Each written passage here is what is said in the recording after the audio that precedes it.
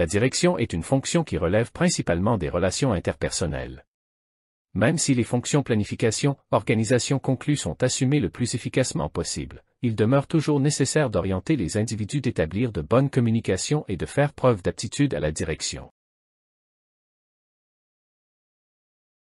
Les principes de la direction peuvent être résumés comme suit. 1. Principe d'harmonie des objectifs. 2. Clarté et intégrité des communications. 3. Principe de motivation. 4. Principe de leadership. Les styles de direction. L'analyse de Rancé-Liquer permet de distinguer 4 styles de commandement. Le style directif est focalisé plus sur le résultat que sur le relationnel. Le style persuasif utilise des techniques d'explication et de suggestion dans le but de faire adhérer l'équipe aux règles du jeu. Le style participatif favorise une liberté d'expression au sein de l'équipe dans l'optique d'un choix en commun des décisions à entreprendre. Enfin, le style délégatif suggère la précision des objectifs par le management et la liberté de choix des moyens et d'action laissés au libre arbitre de l'équipe. Le management est le processus spécifique consistant en activités de planification, d'organisation, d'impulsion et de contrôle visant à déterminer et à atteindre des objectifs définis grâce à l'emploi d'êtres humains et à la mise en œuvre d'autres ressources. Le management est l'ensemble de méthodes et techniques qui facilitent la direction, le pilotage et la gestion d'une organisation. Fonction du management. Henri Fayol a constaté que les managers performants poursuivaient un processus de management formé de différentes fonctions fondamentales. Pour la fonction planification. Prévision. Développement des objectifs. Programmation. Établissement de l'emploi. Budget du temps. Développement des procédures. Développement des régulations. Pour la fonction organisation. Développement de la structure organisationnelle. Délégation. Développement des relations. Pour la fonction direction. Prise de décision. Communication. Motivation. Sélection des personnes. Développement des personnes. Pour la fonction contrôle. Développement des standards de performance. Mesure de la performance. Évaluation de la performance. Correction de la performance. Le style de management correspond à la manière d'exercer le pouvoir et la façon pour un manager d'établir les relations avec ses subordonnés. Le style de management dépend de nombreux facteurs tels que la personnalité et les caractéristiques du manager. Chaque manager a tendance à utiliser un style de management préférentiel selon son type de personnalité. Les types de collaborateurs et les caractéristiques du contexte et du problème à régler. 4 styles de management ont pu être identifiés. 1. Le style autocratique. 2. Le style bienveillant. 3. Le style démocratique. 4. Le style laisser-faire. Le style autocratique, directif. Caractéristiques. Donne des ordres et des directives. Demande à ses collaborateurs de lui rendre compte de ce qu'ils font. Centré sur le résultat à atteindre, la tâche à accomplir et met au second plan les personnes ou la créativité. Avantages.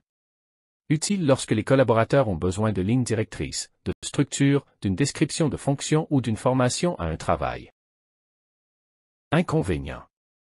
N'encourage pas les interactions de groupe ni la communication ascendante. Décourage les collaborateurs automotivés. Incite d'autres à se soumettre ou à se rebeller. À utiliser avec promoteur. Rêveur. À éviter avec persévérant. Travaillomane. Empathique. Rebelle. Le style démocratique, consultatif. Caractéristique. Suscite les interactions tant avec lui qu'au sein du groupe. Sollicite l'information et favorise la réflexion. Conserve l'autorité et prend les décisions. Avantages. Stimule les collaborateurs les plus rationnels car il donne l'opportunité de traiter de l'information et ou d'exprimer des opinions. Inconvénients. N'apporte pas suffisamment de directives aux collaborateurs qui en ont besoin. Est consommateur de temps et irrite ceux qui sont tournés vers l'action immédiate. À utiliser avec les personnalités suivantes. Travailleur. Persévérant. À éviter avec les personnalités suivantes. Promoteur. Le style bienveillant, paternaliste. Caractéristiques. Orienté davantage vers les personnes que vers l'activité. Les sentiments, la qualité de la relation conditionnent le résultat. Invite les collaborateurs à travailler avec un grand esprit d'équipe. Encourage le sentiment d'appartenance. Avantages. Donne de bons résultats avec des collaborateurs qui ont besoin de se sentir appréciés. Inconvénients.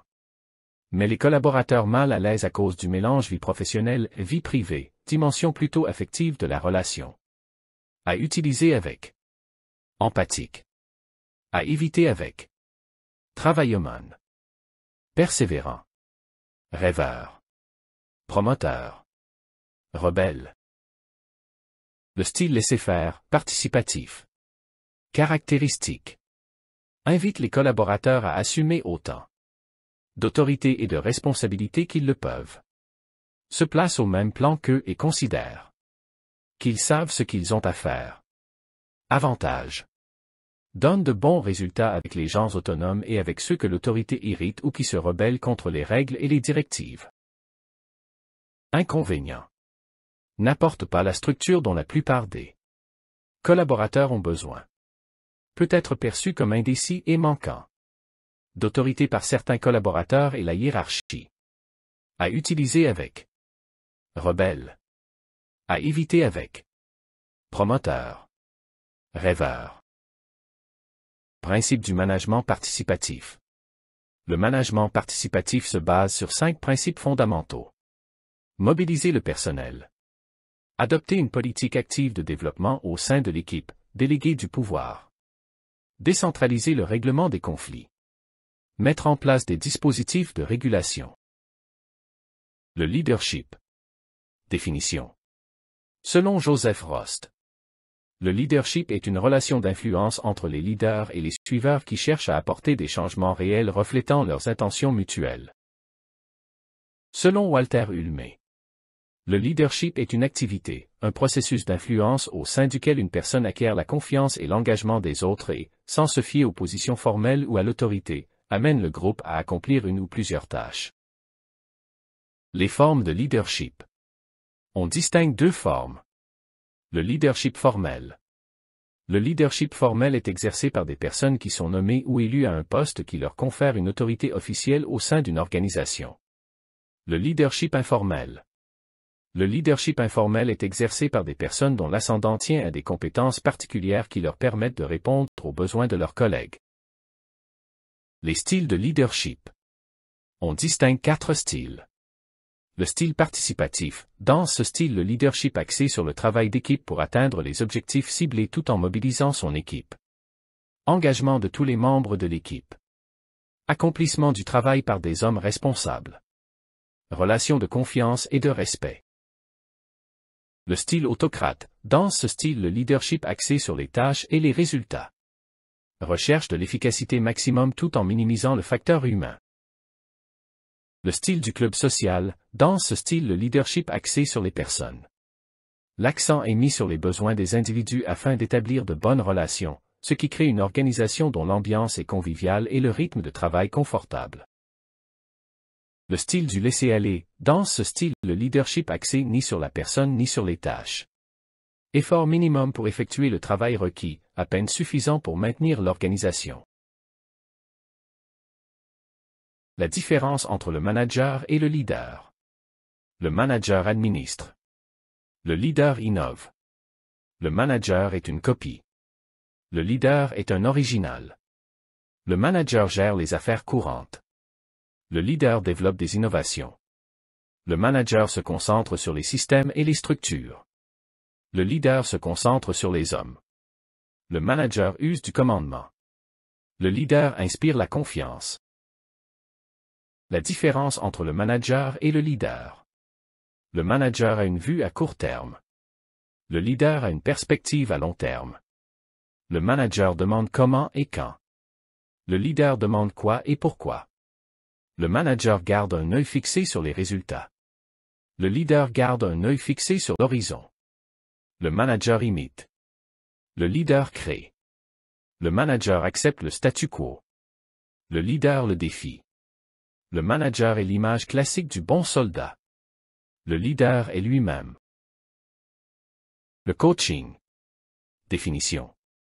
Selon Socrate, le coaching est l'art d'aider une personne à trouver ses propres solutions.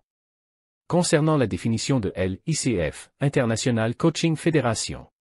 Le coaching définit comme une alliance entre le coach et ses clients dans un processus qui suscite chez eux réflexion et créativité afin de maximiser leur potentiel personnel et professionnel. Selon le coach professionnel Lionel Audebert, le coaching est l'accompagnement, limité dans le temps, de personnes ou d'équipes pour le développement de leur potentiel et de leur savoir-faire dans le cadre d'objectifs professionnels. L'objectif de coaching. L'objectif d'un programme de coaching est de réussir ses projets de changement plus facilement et plus rapidement que seul. C'est une approche contractuelle, structurée, orientée vers l'action et les résultats et limitée dans le temps. Les objectifs d'un coaching sont, par définition, variables en fonction de chaque individu. L'amélioration du leadership, du style de management, la prise de recul pour évaluer ses actions, ressources, motivation, etc. L'élargissement des responsabilités, la prise de poste.